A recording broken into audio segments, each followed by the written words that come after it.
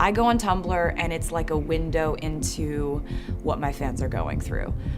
They post about their lives, they post about what they're into, they post about... Taylor Swift has been making major headlines lately because of drama with her old record label. Despite all that, she just performed at the American Music Awards and also surpassed the legendary Michael Jackson's record of 24 American Music Awards. Taylor won 6 awards just this year, the Top Award, Artist of the Year, and 4 more. She was also given an Honorary Artist of the Decade award, bringing her total count over the years to 29 AMAs. All that drama you've been hearing about with Miss Swift had to do with her long-running feud with industry boss Scooter Braun, who also owns the masters of her first 6 albums. Taylor claimed that Scooter wouldn't allow her to perform songs from her old albums at the award show like she wanted to because he owned them. I'm sure you've seen the recent tweets Taylor directed at Scooter because they were everywhere. Stars like Gigi Hadid, Selena Gomez, Justin Bieber, and more have taken Taylor's side, and in the end, Scooter even claimed he was never stopping her from performing those songs. Anyways, this whole beef goes back a few years and it's honestly exhausting. But today we're going to be focusing less on all of that and more on Taylor's successes. Taylor is 29 years old at the time of this recording and has 123 million followers on Instagram. Everyone knows her as a singer and songwriter who always manages to put out hits. I've been lucky enough to sit front and center at her 1989 concert tour, and she's such a talented artist. She deserves all those awards. Like I said, we're going to be looking at Taylor's success, and with an estimated net worth of $360 million, you already know she had a lot. And apparently around $80 million of Taylor's fortune is actually invested into real estate. The woman has collected a lot of properties. Hey guys, it's Kara, and we're doing another house tour here on Famous Entertainment, but it's gonna be a little different today. Since T Swift has a handful of homes, 7 properties we know of for sure, we're gonna make a list and show you guys all of them. Her properties span over 4 states, so we'll be looking at her homes in New York City, LA, Nashville, and Rhode Island. If you like these videos, make sure you're subscribed and ring that bell to be notified when we post so you can always be up to date. We've also done house tours on the likes of Selena Gomez and Ariana Grande, and we'll have links to those at the end of this. Go follow me on Instagram if you haven't, because I love connecting with you guys. I've also been reading all your comments, and I'm gonna be responding to some at the end of this. I need you to let me know who to do next in the comments down below and whose home you'd like to see.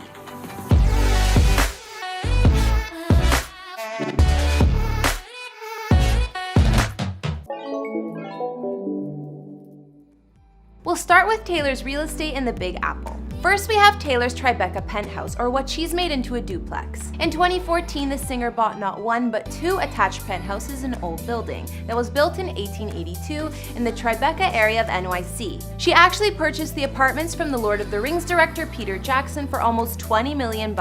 Taylor converted the 2 apartments into 1 large condo that spans over 8,300 square feet and has 10 bedrooms and 10 bathrooms, which is unheard of in the city. Other features of this epic duplex apartment include plenty of exposed brick, a great room, a billiards room, and a sweeping staircase.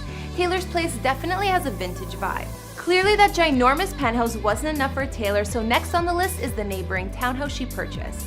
Located on the same street as the penthouse, Taylor bought this 3-story home for $18 million. It's over 5,000 square feet with 4 beds and 4.5 baths.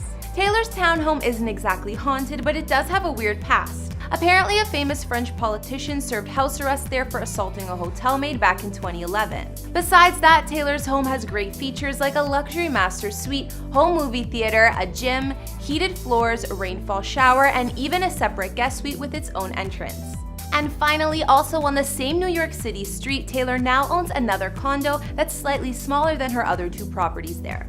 We know Miss Swift used to rent a place in West Village on Cornelia Street, which actually became the name of one of her recent songs. It's really fun to know that.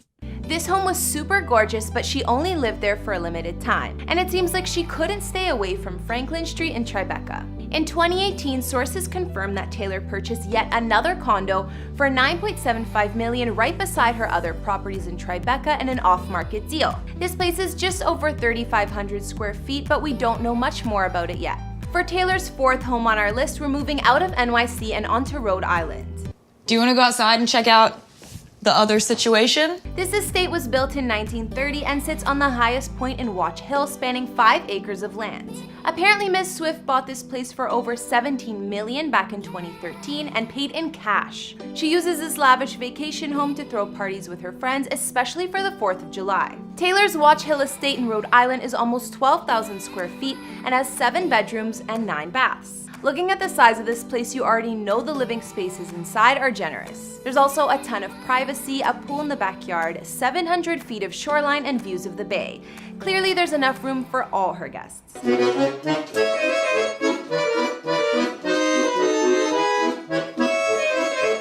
Moving on to Taylor's 5th property, this one is her first place in Nashville, Tennessee. She got this place when she was only 20 years old for just under $2 million, and it was actually her starter home. Her penthouse condo is a corner unit located right in the heart of Nashville in the Music Row neighborhood, obviously perfect for Taylor. It spans 3,240 square feet and has 3 beds and 4.5 baths. Although we don't have many pictures of how Taylor decorated this place, according to her, it's whimsically girly. Oh, it's all good. Her starter penthouse isn't the only real estate Taylor owns in Nashville. Number 6 on this list is Taylor's Greek Revival estate, aka her mansion in the Forest Hills suburb of Nashville. Looking at the aerial view, you can see how big this home is. Taylor's Nashville mansion was built in 1934 by the ambassador to Denmark at the time, and the main house is 5,600 square feet with 4 beds and 4 baths. There are vaulted ceilings, marble fireplaces, and a classy design throughout the place. Moving outside, there's obviously a pool, and just beside it sits the detached 2,000 square foot guest house. Although Taylor purchased this home in 2011 for just $2.5 million, these days it would be worth almost $4 million.